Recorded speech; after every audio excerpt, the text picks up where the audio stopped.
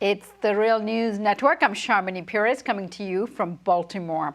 For the first time since the Industrial Revolution, we are seeing rising GDP without further increase in greenhouse gas emissions, the stated goal of the United Nations Sustainable Development Agenda.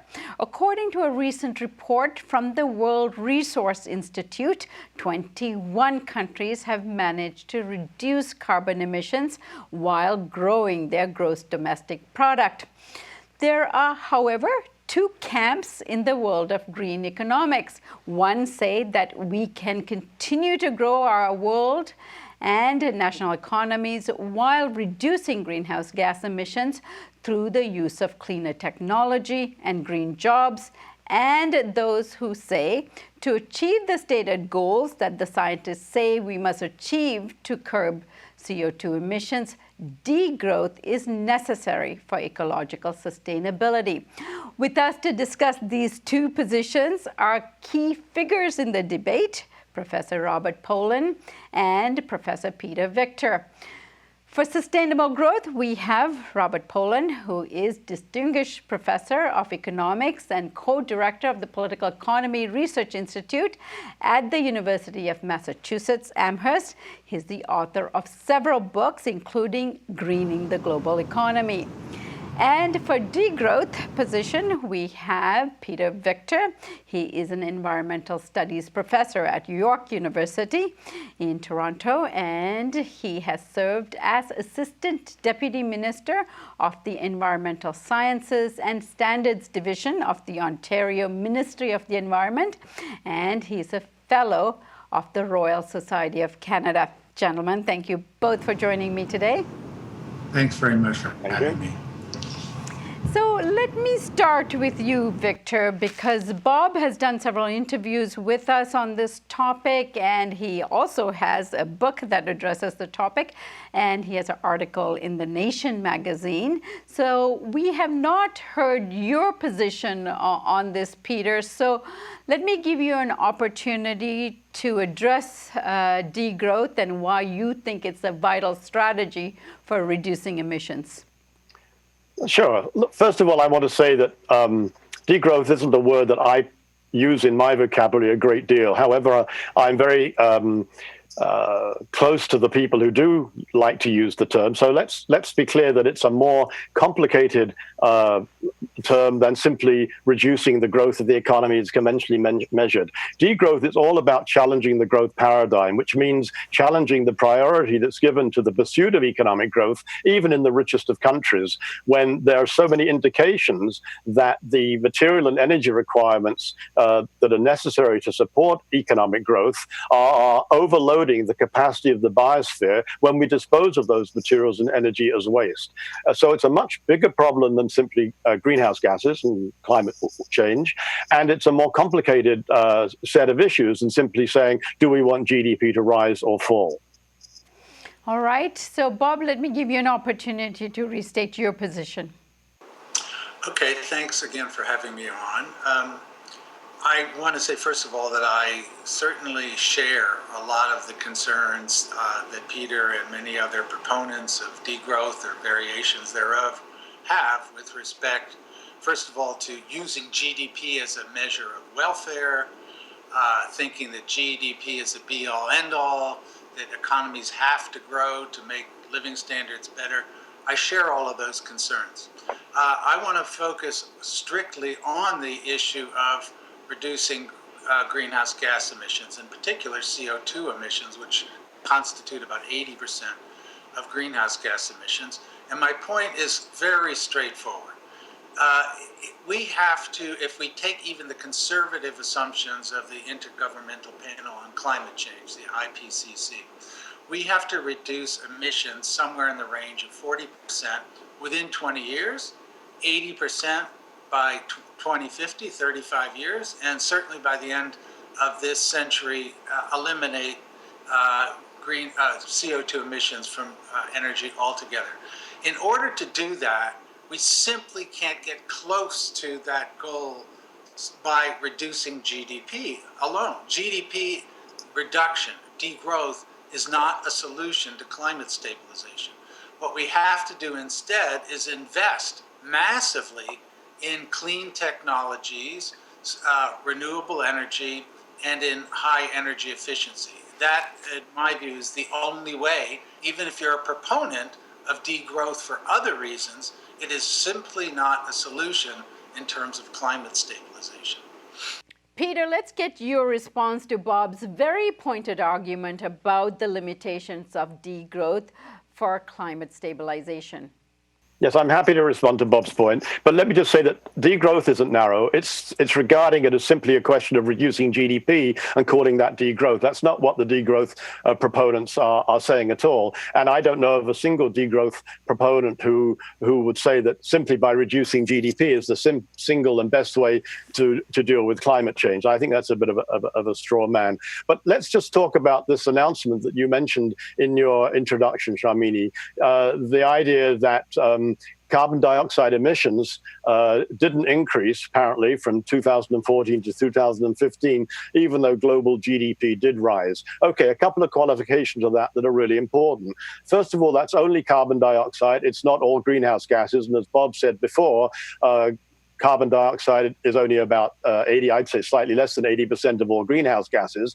And secondly, it's only carbon dioxide from energy sources. When you put those two factors together, it's a statistic of stability that refers to only half of the greenhouse gases emitted that year. We really don't know yet what happened to the other greenhouse gases, but historically they've continued to rise even though carbon dioxide emissions haven't. So I think the celebration is far too premature. Second point I want to make, and this is really fundamental. Bob says that you can't solve this problem of greenhouse gas emissions and bringing them down substantially just by reducing GDP. But I would make the same statement or equivalent statement that it's way too ambitious to think that you can just do it by efficiency. In other words, by reducing greenhouse gas emissions per dollar of GDP. Now, let me just say one more thing on this. If we're going to reduce greenhouse gas emissions by 80% by mid-century, we have to do that at roughly 8% a year. We have to reduce the greenhouse gas emissions per dollar at about 8% a year. It's roughly 5% faster than the growth rate of the economy. So what happened between 2014 and 2015 was that the world's economy grew about 3%, and the greenhouse gas emissions per dollar fell by about 3%. So at least for CO2 from energy, that stayed constant. But don't you realize what that means? It means we've actually fallen further behind than we were a year ago. We've now got to reduce greenhouse gas emissions per dollar of GDP even faster than we would have had to done if we'd got it right a year earlier. So my position on this is very much that we have to look at both components of this problem. We've got to look at improving efficiency, and I'm all for plenty of green investment, but we've also got to back away from thinking that unless we can expand GDP at the same time, we don't have a viable way forward. And I think that's a mistake. And Bob, you've done a lot of modeling on this issue. Have we fallen behind? Yeah, well, first of all, I appreciate what Peter said with respect to the statistics on decoupling. In fact, the numbers that you quoted and that got a lot of attention a few weeks ago, Sharmini, are accurate. 21 countries did increase GDP at the same time that their emissions, CO2 emissions at least, were falling. But that is not true for the world as a whole. Over the same period, 2000 to 2014, overall emissions, CO2 emissions in the world actually continued rising despite the fact that you got that reduction in CO2 emissions for the 21 countries. So the magnitude of the problem is immense, and I completely agree with Peter on that. Now, when I say we need to invest in clean energy, efficiency is the single most important source of gain of investments, and it's also the cheapest. The other way is expanding clean renewable energy, i.e. solar, wind, geothermal, small-scale hydro, and low-emissions bioenergy. Over time, the clean renewables are the most critical because they are going to supplant fossil fuels. At that point, you can grow, you can have an economy grow, you can consume energy as long as it's clean energy, an energy that doesn't generate any emissions. And yes, from my models, what I've tried to show, and I've modeled it in various ways, is the critical thing is as GDP grows that you link investments in expanding clean renewables and efficiency to growth. So if we say roughly 1.5 to 2% of GDP every year for every country. So if China's growing at 6% a year, then their investments in clean energy grow at 6% a year. They remain at 1.5% of the economy every year. If you do that, my models show that you can get to at the 2035 goal. You can get global emissions down by 40%. You can get global emissions down by 80% in 35 years. And these are based on pretty conservative cost assumptions coming out of entirely mainstream sources like the U.S. Energy Agency, the National Academy of Sciences, the ARENA, International Renewable Energy Agency, and so forth. So that's how basically I have this optimistic framework in terms of linking clean investments to GDP growth. And that's the way through which GDP growth does not generate this malign result of higher and higher emissions. And Peter? Well, I'm happy to respond to that. The 21 country story can be quite misleading because what that refers to are the emissions that take place within the geography of those countries.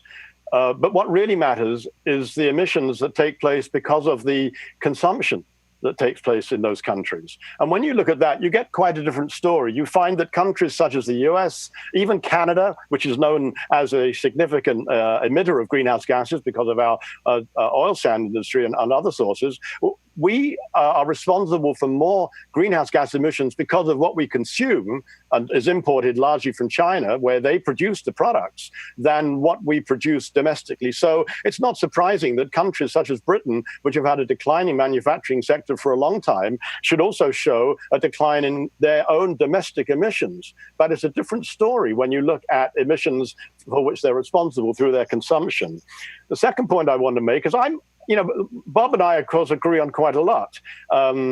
One of the things we agree on is the importance of a whole variety of green investments to improve the relationship between the economy and the environment. But that doesn't get away from the point that the faster the economy grows, the more of that investment you simply have to do. And that, I think, is a problem for his side of the argument. For my side of the argument, there's an advantage for the economy to grow more slowly because it means you don't have to be quite as successful with your green investment. It's not such an ambitious program. And the third point I'd like to make is that, and it goes back to my opening statement, we're talking about a much more complicated set of environmental issues than simply climate change. And